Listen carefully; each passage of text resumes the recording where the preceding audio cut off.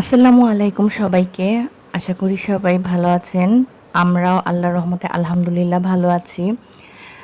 আজকে একবার ঘুম থেকে উঠেছিলাম আমি ভোরে। ওঠার পর না আকাশে মেঘ দেখে আমি আবার ঘুমিয়ে গিয়েছিলাম। তো সে কারণে আজকে মেয়েকে স্কুলে আর পাঠাতে পারিনি। নিজেই ইচ্ছা করে করে মানে আজকে স্কুলটা মিস দিয়ে দিলাম। এখন আবার একটু গিল্টি ফিল হচ্ছে।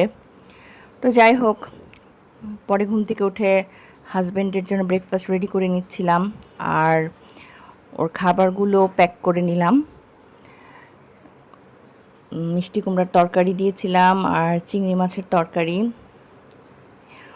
আমার হাজব্যান্ড না দুই রকমের আইটেমই অফিসে নেয়। আর তারপর হাজব্যান্ড চলে যাওয়ার পরে কিছু কিছু গাছ একটু রোদে দিয়েছিলাম। বাসার বাইরের সুরাকের উপরে যে একটা গাছ থাকে, আমার ঘরের ইনডোরের যে গাছগুলো থাকে ওগুলো মাঝে মাঝে বের করে রোদে দিতে হয়, নইলে গাছগুলো না কেমন পাতা হলুদ হয়ে ঝরে যায়। তো সেটাকে আবার রোদ থেকে এনে ঠিকমতো প্লেস করে দিলাম। আর সামনের দিকটাও বাসার একটু আজকে ঝাড়ু দিয়ে দিয়েছি পরিষ্কার করে। তারপরে না আলমারি গুছাতে গিয়ে আমি আপনাদেরকে কিছু জিনিস দেখাবো। এই শাড়িগুলো আমি গিফট পেয়েছি ঈদের আগে, আর পরাও হয়নি, খোলাও মানে প্যাকেট খুলে দেখেছি কিন্তু পরা টরা হয়নি, নতুন। এই শাড়িটা আমার আম্মু আমাকে গিফট করেছে। আর দেখেন শাড়িটা কিন্তু কেমন একটা টাইপের সেটা আমি কি বলবো, অর্গানজাও না, ঠিক কেমন জানি টিস্যু টাইপের একটা শাড়ি। কালারটা আম্মু গিফট করলো, মানে পছন্দ করে, কিন্তু আমি কিনেছি। এটা আমি এলিফ্যান্ট রোডের ওখান থেকে নিয়েছিলাম, ইস্টার্ন মল্লিকা থেকে। শাড়ির কালারটা আমার কাছে মানে একটু ডিফারেন্ট মনে হয়েছিল, এই জন্য ভালো লেগেছে। আর এটা হচ্ছে ব্লাউজ পিস শাড়িটার সাথে। আমার না ব্লু কালারের প্রতি সবসময় একটা ফ্যাসিনেশন কাজ করে, মানে বলতে গেলে ব্লু আমার ফেভারিট কালার। তো সেজন্যই এটার মধ্যে ব্লুইশ একটা টোন আছে দেখে নিয়েছিলাম শাড়িটা। আর এই শাড়িটা আমার বড় জামাই আমাকে গিফট করেছে ঈদের আগে। এটা হচ্ছে একটা বাটিক প্রিন্টের শাড়ি। এটা কিন্তু ম্যাটেরিয়ালটা সিল্কের। শাড়িটা কিন্তু বেশ ভাইরাল। আপনারা দেখবেন যে এই শাড়িটা অনেক বেশি ভাইরাল। তো আমার বড় যেটা অনলাইন থেকে অর্ডার করেছিল আমাদের 3 জায়ের জন্য একই টাইপের। তো আমাদের খুব শখ আছে যে আমরা 3 জা একসাথে শাড়িটা পরবো, কিন্তু এখনও সেই সৌভাগ্য হয়নি, পরা হয়নি শাড়িটা এখনও। এটার ব্লাউজ পিসটাও কিন্তু আমি কাটিনি, কারণ আমার না এই শাড়ির সাথে ম্যাচিং একটা ব্লাউজ আছে। তো সেই কারণে আর ব্লাউজ পিসটা কাটা হয়নি। আর এই শাড়িটাও আমার মেঝোজা আমাকে গিফট করেছে।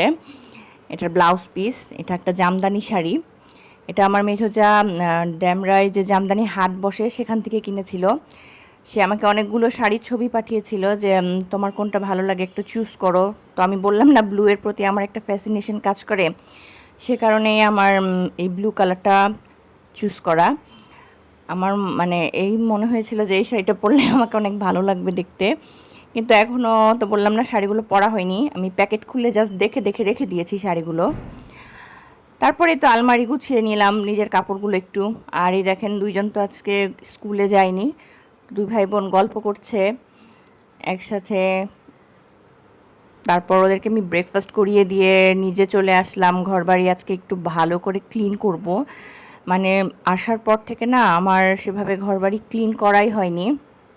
শ্বশুরবাড়ি থেকে আসার পর থেকে কোনো মতে মানে চলছে এরকম একটা অবস্থা। তো আজকে আমি একটু সময় পেয়েছি, সেজন্য সব কিছু ফার্নিচারগুলো একটু ডিপ ক্লিন করে নিয়েছি। তারপর ডাইনিং টেবিলের ম্যাটগুলো চেঞ্জ করে নিলাম। মানে সপ্তাহে একদিন করে না ডিপ ক্লিনটা না করলে ঘরবাড়ি কিন্তু প্রচণ্ড নোংরা হয়ে যায়। আমার বাসাটা যদিও হচ্ছে অনেক উপরে, 10 তলা, তবুও কিন্তু দেখা যায় প্রচুর ধুলা আসে। তো সেজন্য কিছুদিন পর পর বেশ পরিষ্কার পরিচ্ছন্নতা বজায় রাখার জন্য না এই ক্লিনিংগুলো করতে হয়। আসলে একটা সংসারে কিন্তু অনেক কাজ। আর ঘরবাড়ি যদি একটু টিপটপ রাখতে চায় কেউ, তাহলে তো মনে হয় তার কাজেরই অন্ত থাকে না।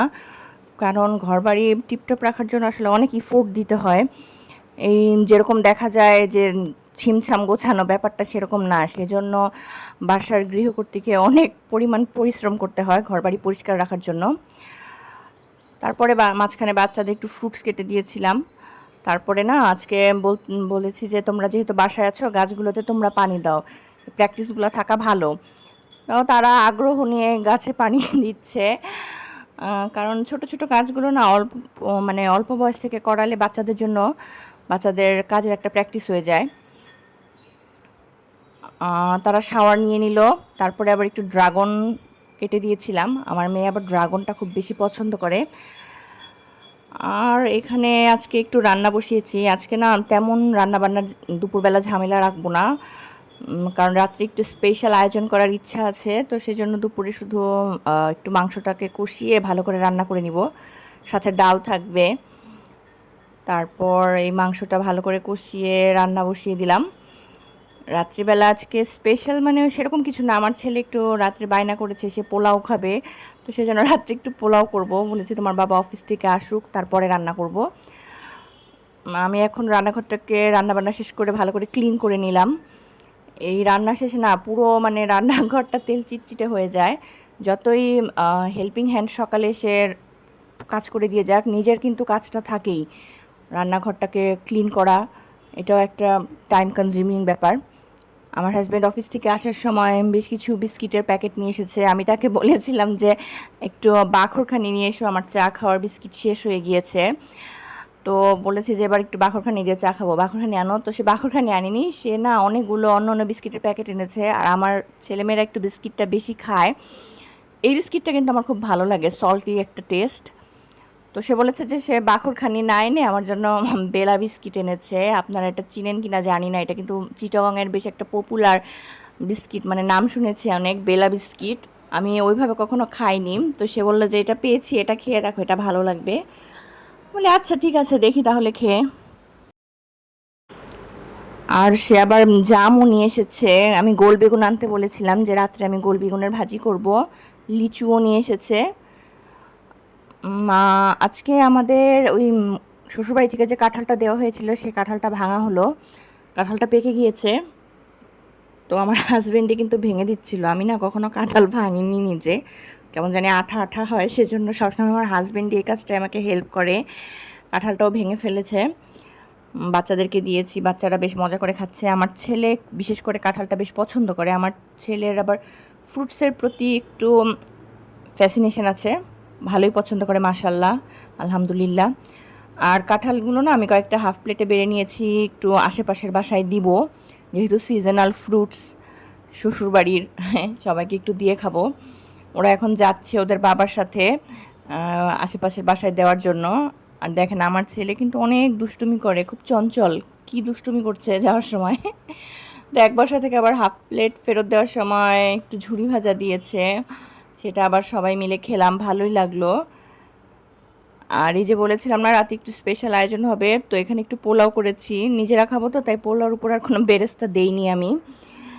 পোলাওটা করে নিলাম। আর এখানে চিকেন চপ আছে, মুরগির মাংস ভুনা, আর করেছিলাম বেগুন ভাজি, সাথে ছিল কাশ্মীরি আচার।